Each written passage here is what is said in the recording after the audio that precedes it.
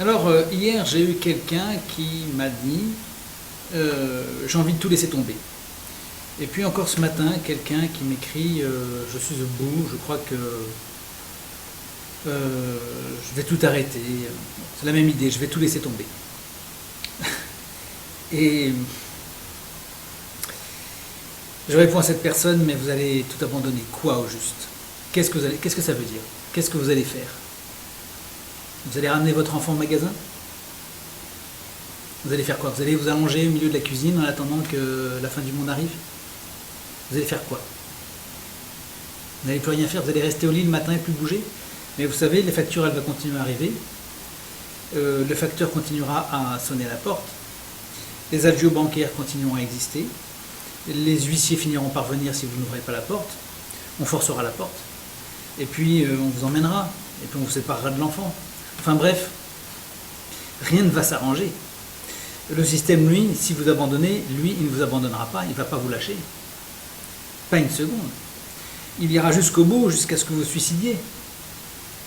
C'est pas parce que vous pensez que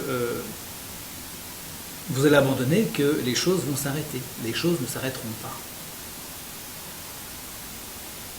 Les choses ne s'arrêteront pas. Elles continueront à vous poursuivre, que vous soyez de la partie ou pas. Si vous vous couchez devant l'ennemi, ce sera plus facile pour lui de vous liquider que si vous restez debout à vous battre.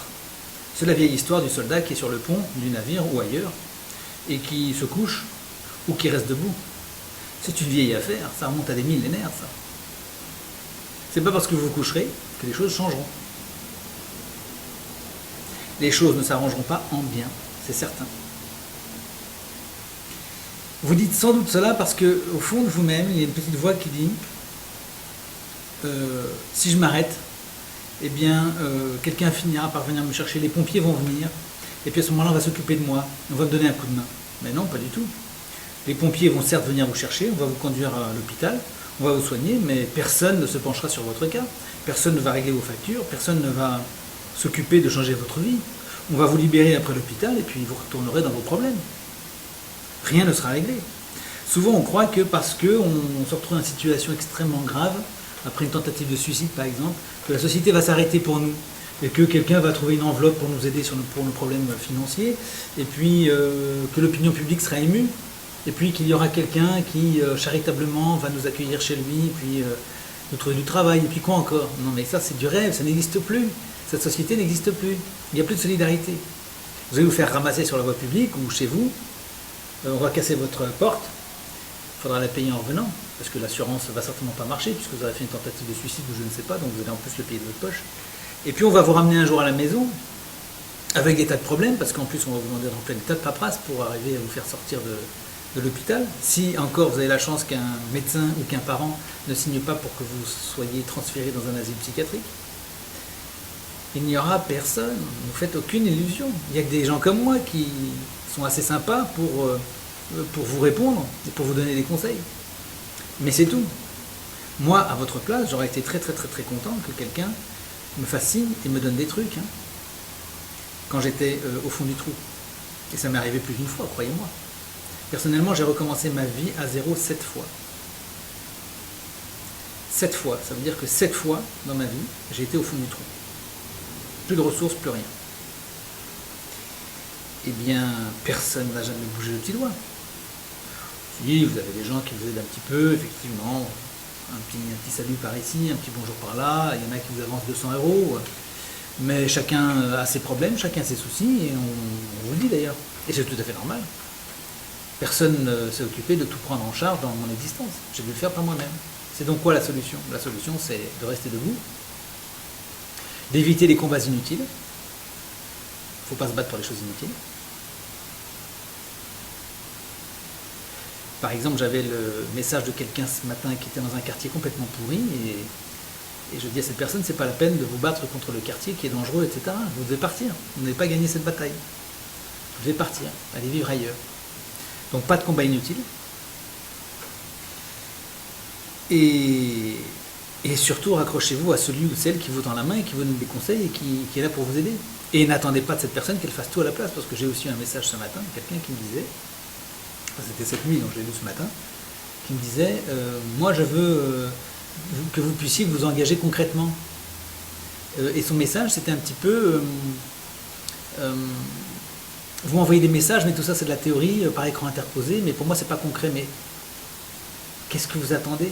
Vous croyez que je vais venir chez vous pour vous dire vous allez faire ci, faire ça, je vais vous aider à remplir tel papier, et puis maintenant on va aller manger parce que vous devez avoir faim, et puis on va aller se coucher, maintenant c'est là. Mais non, ça n'existe pas.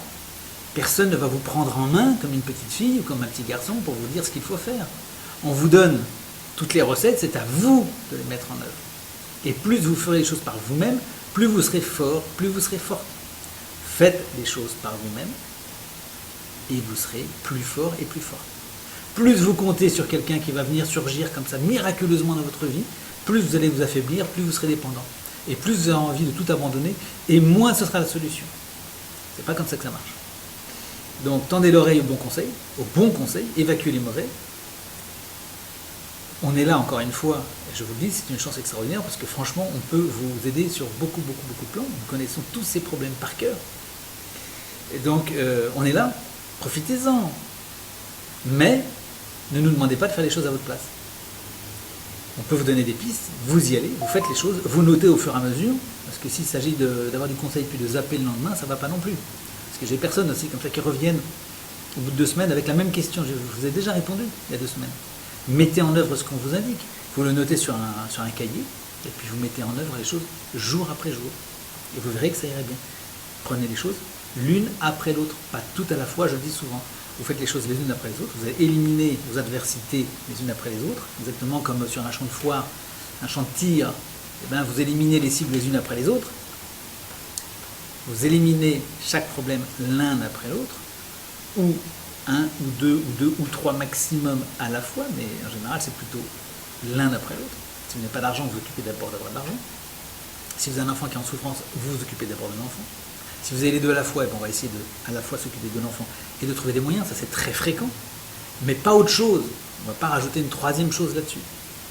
Donc on essaie de faire les choses dans l'ordre, avec suffisamment de rapidité, très important, le facteur temps est très important, mais faites les choses. Si je vous donne une piste, suivez-la à fond. N'abandonnez pas au bout de 50 mètres en disant c'est trop difficile, je ne vais pas y arriver, etc. Vous pouvez y arriver. Vous pouvez y arriver. La ressource, elle existe en vous. Je vous le dis toujours, vos arrière-grand-mères, vos arrière-arrière-arrière-grand-mères, elles y sont arrivées. Il n'y a pas de raison que vous n'y arriviez pas. Voilà. Faites les choses. Faites les choses par vous-même. Et faites-moi un coucou quand vous y êtes arrivé. Ça fait plaisir. Voilà. À bientôt.